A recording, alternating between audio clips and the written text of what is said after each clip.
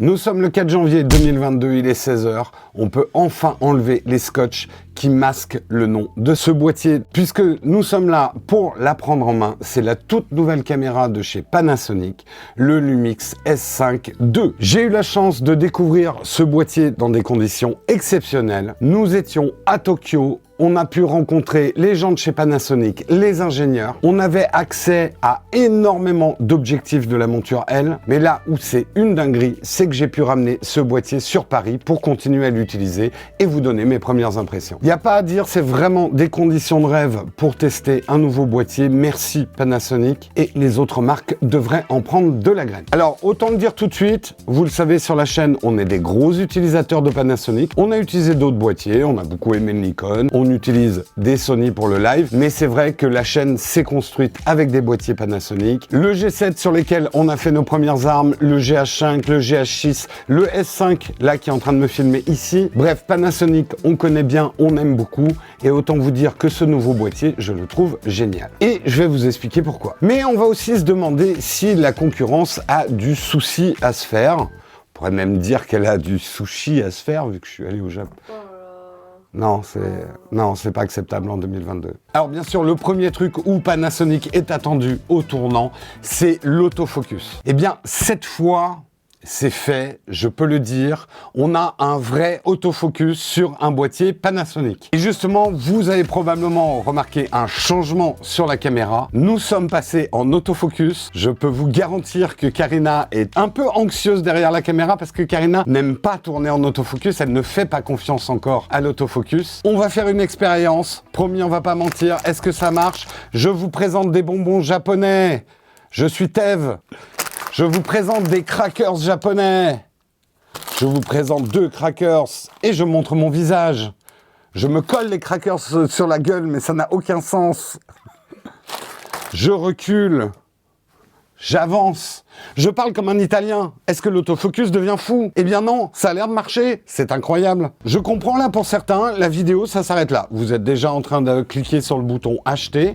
N'oubliez pas notre code créateur Nowtech chez notre partenaire Image IPLN. Mais pour les autres, je vous dois quand même quelques explications. Panasonic a toujours eu une excellente réputation chez les créateurs d'images en termes de vidéo. Mais ils ont toujours eu un énorme caillou dans la chaussure. C'est que leur autofocus était vraiment Eh bien, sur ce S5 II, Panasonic abandonne enfin son ancien système d'autofocus à base de contraste pour adopter ce qui est un peu la norme du marché, un autofocus par détection de phase. Pour être un petit peu précis, Pana n'abandonne pas complètement l'autofocus par contraste, mais ils l'ont mélangé avec une détection de phase, tout ça dans ce qu'ils appellent un autofocus hybride. Un autofocus qui va marcher sur toute la surface de l'écran, puisqu'il y a 779 points de focus sur l'ensemble du capteur. On a fait quelques tests sur place avec Steven, c'était dans un magnifique parc japonais juste à côté de l'hôtel. On a mis le Sony de Steven à côté du nouveau S5 II, et on a fait des tests d'autofocus, en se baladant, en essayant de tromper l'autofocus. Tout ça sans avoir fait de réglage du tout. Et je peux quand même m'avancer dans une conclusion de prise en main. L'autofocus marche vraiment. Je suis même, je dois dire, un petit peu surpris que Panasonic arrive à faire marcher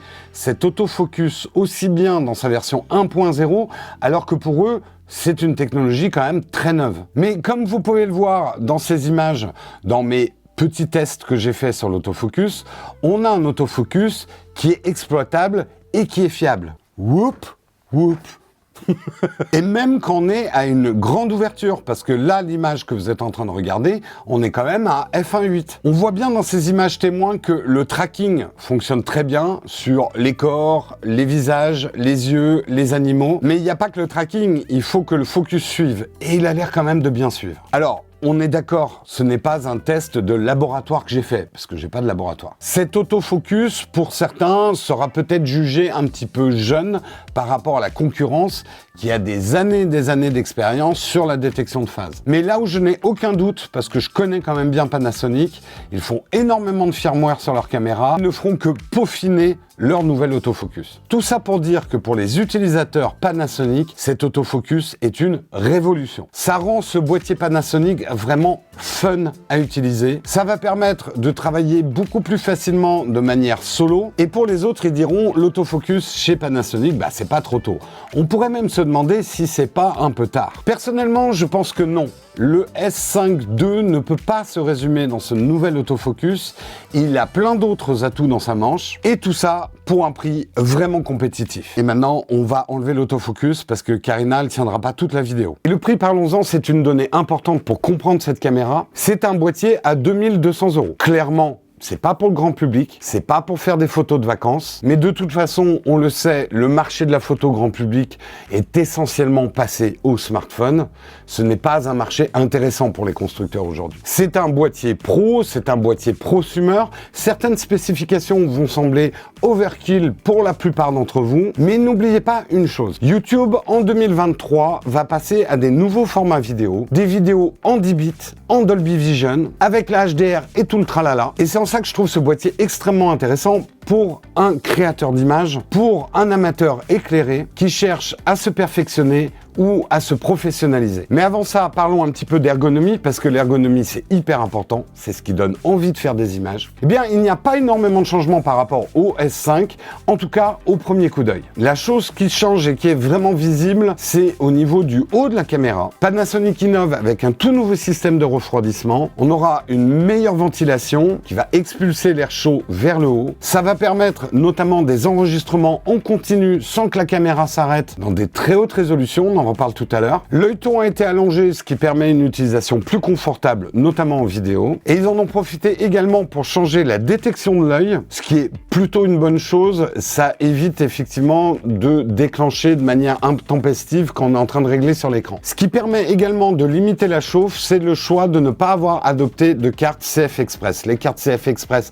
c'est génial, mais ça chauffe énormément. Donc je pense que c'est un très bon choix de la part de Panasonic. Mais contrairement au S5, on a maintenant deux cartes SD rapides. Petit détail, mais absolument génial, les attaches sur le côté sont maintenant fixes et elles ne font plus de bruit. Ça paraît un détail mineur, mais je peux vous dire combien de fois on a entendu ces petits cliquetis dans la prise son. C'était une horreur. Au niveau de la connectique, des changements également. On revient à du HDMI type A. Ça va plaire à ceux qui font de l'enregistrement externe ou des lives. Et l'USB, c'est du 3.2 Gen 2. Transfert plus rapide et possibilité de continuer d'enregistrer tout en rechargeant sa batterie. Ça, c'est vraiment bien. Mais sinon, on retrouve toutes les choses qui nous font aimer le S5 en ergonomie. Il est pas trop lourd, le grip est profond, l'écran est pivotable entièrement touch, il est tropicalisé, il est extrêmement paramétrable au niveau des boutons. Les menus sont très clairs, même si vous venez d'un autre constructeur, vous allez retrouver vos petits très vite. Au niveau de la batterie, c'est la même qu'on retrouve sur le GH6 et sur le S5. J'ai un petit peu, je vous le cacherai pas, des craintes quant à l'autonomie de la batterie. C'est vrai que les 2 journées de photos et de vidéos qu'on a passées à Tokyo étaient extrêmement intenses et on a cramé pas mal de batterie. Bien évidemment, comme il y a plus de fonctionnalités que le S5, on n'attend pas qu'il y ait la même autonomie, mais je veux pas donner un avis définitif en ayant eu aussi peu la caméra en main. Deux petites choses mineures, mais que j'aime un petit peu moins, que j'aimais pas sur le S5 et hélas qu'on retrouve sur le S5 II. Le joystick, j'aurais aimé qu'il soit un tout petit peu plus ferme. Et également, j'aurais préféré ne pas avoir la même trappe pour l'entrée micro et la sortie son. Bref, cette ergonomie générale en fait un appareil facile d'accès, même pour quelqu'un qui débute en création d'images, mais avec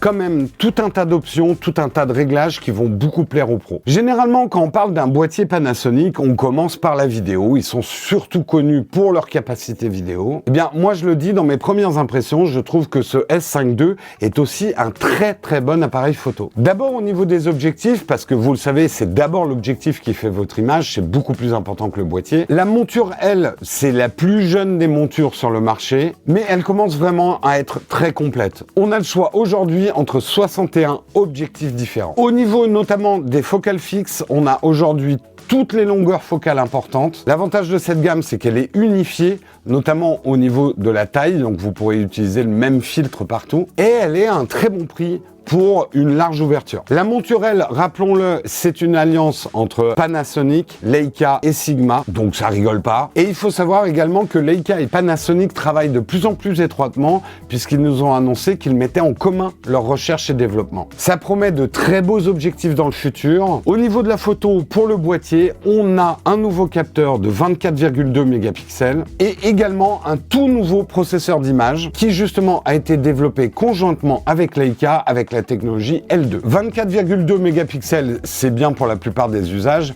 mais vous aurez un mode pour de la photo très haute résolution. On pourra monter jusqu'à 96 mégapixels sur un trépied, mais ce qui va faire vraiment plaisir à certains photographes, c'est que maintenant les rafales peuvent monter jusqu'à 30 images secondes en shutter électronique et il faut noter que l'autofocus suit plutôt bien cette rafale, suit plutôt bien le sujet, on a beaucoup moins de ratés qu'avant. La plage dynamique est vraiment bien, notamment quand on travaille en gros, on le voit justement sur cet exemple. J'étais en haut d'une tour à Tokyo, il y avait une formidable vue sur le mont Fuji avec Tokyo en avant-plan. Hélas, j'étais derrière une grosse baie vitrée. En retravaillant le RAW, j'arrive à une photo qui me permet de retrouver pas mal de l'espace dynamique et d'en faire une photo tout à fait acceptable. Au niveau science des couleurs, Panasonic a de leçons à recevoir de personne. Nous, c'est une des raisons pour lesquelles on aime autant Panasonic, notamment au niveau des couleurs chères, ce qu'on appelle la carnation. Nous, on pense qu'ils font vraiment partie des meilleurs du marché. L'arrivée d'un autofocus prévisible va ouvrir beaucoup de champs au niveau de la photo. On pense notamment à la photo de sport ou à la photo de mariage, mais on peut penser aussi à la photo de rue, la street photo. C'était des domaines photo dans lesquels Panasonic était un petit peu à la traîne jusqu'ici. La stabilisation était déjà excellente chez Panasonic, elle devient encore mieux avec l'Active IS. Ça va vous permettre très facilement, par exemple, de faire des pauses longues. Regardez cette photo, 1 seconde de pause, sans trépied, tout va bien. Le viseur a également été amélioré par rapport au S5 et ça va être bien utile tant en photo qu'en vidéo d'ailleurs. Alors oui, je passe beaucoup de temps sur cette partie photo, mais pour une bonne raison. D'abord, toutes ces qualités d'image, on va bien sûr les retrouver en vidéo. Mais également, je reviens à mon premier point, en quoi c'est un boîtier qui est intéressant pour un créateur d'images, c'est que c'est un boîtier très polyvalent. Et aujourd'hui, pour certains métiers de l'image, c'est hyper important. Photos de mariage, reportage, influenceurs, créateurs, on diffuse des images au sens large, autant des photos que des vidéos. Et on arrive bien évidemment à la partie vidéo que certains d'entre vous attendent avec impatience. Nous, comme je vous l'ai dit, on trouvait déjà le S5 très bon, on l'utilise au quotidien, mais Panasonic, bien sûr, est encore allé plus loin avec ce boîtier S5 II. Je vais essayer de ne pas vous noyer dans des fiches de spécifications, mais quand même, certaines nouveautés risquent d'être super excitantes pour certains. Déjà une chose, rassurez-vous, on retrouve tous les outils que les vidéastes aiment chez Panasonic, du guide de cadrage au vectorscope en passant par les zébras, mais surtout pour nous quelque chose qui est très important, le fait de pouvoir régler sa vitesse en degrés. Nous, c'est bien simple, on ne sait plus filmer autrement. Parlons déjà de son, parce que vous le savez, le son est toujours plus important que l'image en vidéo. Panasonic a toujours fait partie des meilleurs. Ils ont toujours mis des très bonnes cartes son dans leur boîtier, mais là, ils confirment, ils ont mis du lourd. On pourra gérer jusqu'à 4 canaux son avec le petit boîtier externe qui est toujours compatible, mais vous pourrez échantillonner jusqu'à du 96 kHz en 24 bits. Et petit détail qui va vraiment faire plaisir à certains, on pourra appliquer moins 18 dB, très utile quand on a des micros sur lesquels on ne peut pas ajuster le gain. Au niveau image, on s'attendait pas à moins, mais on a un petit peu plus. On pourra monter jusqu'à de la 6K, mais avec des compromis. Mais le plus impressionnant pour moi, c'est clairement de pouvoir faire du cinéma 4K, 4:2, 10 bits, 50 images secondes en interne et sans limite de temps. Ça, à ce niveau de prix, c'est vraiment unique chez Panasonic. Pour ce qui est des vitesses lentes, c'est bien sans être foufou. 120 images par seconde en FHD, mais tout en restant en 4:2 10 bits. Alors, on pourra monter jusqu'à du 180 images par seconde, mais avec quand même beaucoup de compromis. Je pense que ce format sera pas énormément utilisé. À noter que si vous rajoutez 200 € à ce boîtier, vous pourrez débloquer une fonction qui permettra de sortir du RAW directement de la prise HDMI pour les enregistrements externes. Je pense que c'est bien que Panasonic l'ait mis en option parce que c'est clairement quelque chose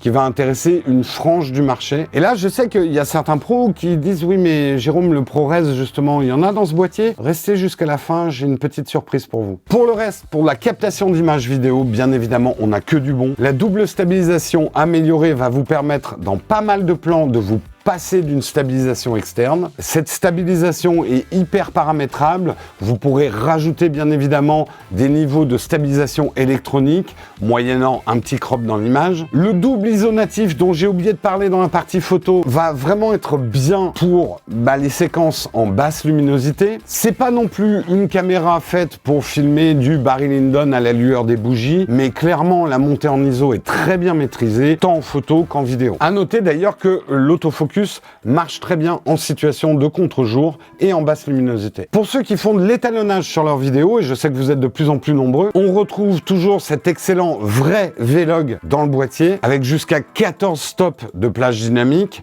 c'est pour ça qu'on filme en Vlog. À noter qu'il y a une grosse nouveauté, vous pourrez appliquer directement vos luttes dans le boîtier, ce qui dans certains workflows va permettre de gagner énormément de temps. Le rolling shutter est très bien maîtrisé pour un full frame. Il y en a, c'est clairement pas un global shutter, mais par rapport à d'autres dans la concurrence, franchement, moi je suis très content de ce rolling shutter. Pour ceux qui ne sont pas encore très à l'aise avec tous les réglages en full manuel sur ce type de boîtier, je tiens à vous rassurer. Je trouve que la progressivité dans les modes auto est vraiment très bien réglée sur cette caméra. La plupart des images vidéo que j'ai filmées au Japon, je suis resté par exemple en ISO automatique et je trouve que les changements d'ISO sont très progressifs, on les voit à peine. Et même, je dois vous faire une confidence, certaines des photos que je vous ai montrées, je les ai pris en mode full automatique. Mais vraiment le répéter à personne, sinon je suis mort dans le métier. Et bien évidemment, pour la vidéo, l'arrivée d'un autofocus fiable, prévisible, ça change tout. Cela ouvre énormément les possibilités de captation de ce boîtier qui parfois étaient un petit peu limitées pour les Panasonic. Ça en fait par exemple une excellente caméra pour faire de l'interview avec l'autofocus, mais aussi les options son et l'enregistrement illimité. Ça en fait une caméra recommandable pour la fiction légère, avec par exemple une excellente intégration des objectifs anamorphiques qui auront droit même à leur propre stabilisation. Très adapté pour des exercices de face cam, présentation d'objets sur YouTube, avec justement cet autofocus, on pourra présenter beaucoup plus facilement ce qu'on a à présenter au public. L'autofocus ne fait plus ce pumping très disgracieux qu'on avait autrefois, et vous avez un certain nombre de réglages de l'autofocus pour justement régler sa réactivité, éviter qu'il se déclenche intempestivement si vous parlez comme un Italien ou comme moi. Ça en fera également une excellente caméra de live, avec une sortie HDMI extrêmement complète, et pour les extérieurs et le vlogging, les modes auto, comme je vous l'ai dit, sont performants. On a une excellente stabilisation, vraiment plus besoin de trépied. Bref, on a une caméra complète au goût du jour et prête pour les changements du futur, que ce soit les images HDR, le Dolby Vision, le 10 bits, les high frame rate, etc., etc. Comme je vous le dis depuis le début de la vidéo, je trouve que c'est une caméra idéale parce qu'elle va pouvoir accompagner votre progression. Au Japon, moi, je l'ai utilisée d'une manière extrêmement simple. Juste un filtre ND, j'ai fait des plans qui sont un peu plan-plan, mais regardez ici, je vous montre certains setups qu'utilisaient mes collègues. On peut aller beaucoup plus loin avec cette caméra. Je vous conseille d'aller voir leurs vidéos. Je mets le listing de tous les collègues français avec qui j'étais. Je pense qu'ils ont fait des plans de malade. Et justement, puisqu'on parle des gens un petit peu plus pros, sachez que Panasonic avait un One More Thing. Panasonic nous a donné un bref aperçu d'un autre boîtier S5 II qu'ils vont sortir au printemps. Il s'appellera le S5 II X. Il sera tout de noir vêtu et très sexy pour les pros. Vous aurez des bitrates beaucoup plus poussés, enregistrement sur disque dur externe. J'ai pas envie de trop le spoiler, mais il y a plein de choses vraiment faites pour les pros, pour un usage encore plus poussé de la caméra. Mais nous, par exemple, on va pas attendre cette version pour faire tout de suite de ce S5 II notre caméra principale. Vous l'aurez compris, je recommande très vivement cette caméra. On retrouve pour moi la qualité principale des boîtiers Panasonic, et ce que j'aime le plus, c'est leur fiabilité, la confiance qu'on peut avoir dans leur fonctionnement et dans les images qu'elles vont produire. Et maintenant, on a enfin un autofocus à la hauteur de cette constance. Si vous êtes un utilisateur convaincu Panasonic, ou si votre GH5 que vous avez abandonné il y a 2-3 ans vous manque, foncez. Prenez le S5 II. Et si vous utilisez un autre écosystème, clairement, cette caméra fait réfléchir. Et je vous conseille d'ailleurs, cette vidéo n'est pas sponsorisée, mais nous avons notre partenaire Image qui est IPLN, d'aller voir leurs offres. Il va y avoir des bonnes offres de lancement pour ce S5 II, et il va y avoir aussi des offres de reprise de votre ancien boîtier, de vos anciens objectifs. Ça peut être un bon moment, une bonne manière de changer de crèmerie. Mais je vous conseille quand même de prendre votre temps avant de faire un achat aussi conséquent.